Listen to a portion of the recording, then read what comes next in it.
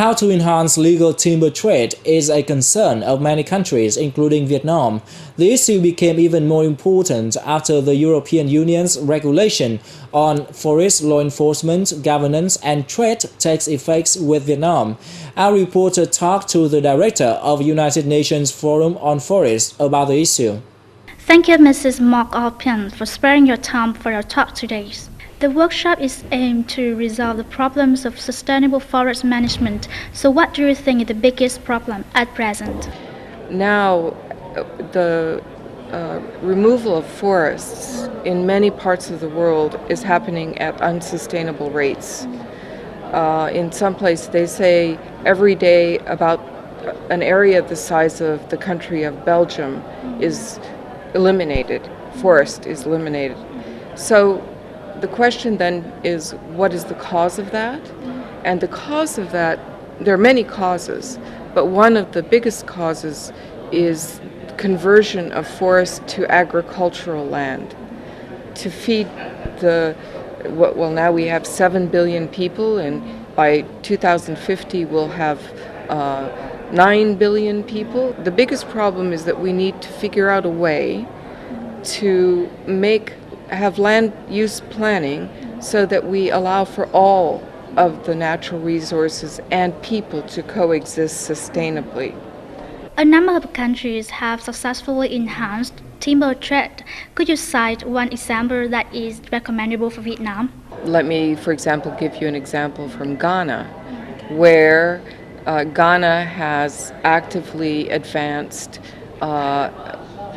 support for certification of sustainably sourced wood products and also recognize the importance of non-wood products in their market and their exports.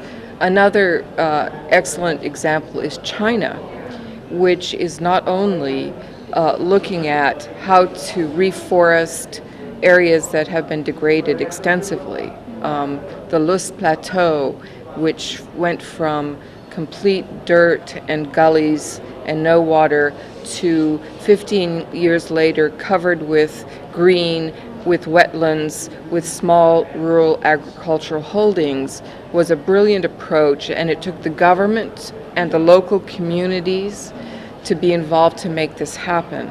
And there are many other such examples from which Vietnam could draw.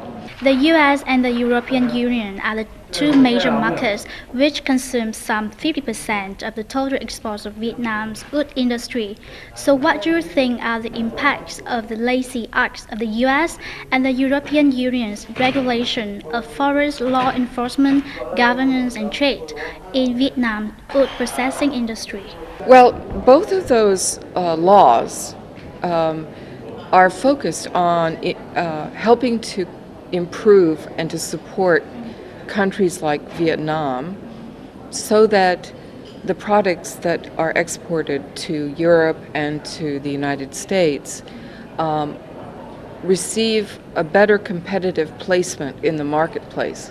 It's improving, it's incentivizing sustainable forest management in Vietnam. But ultimately, the most important point is that Vietnam itself is in charge of Vietnam.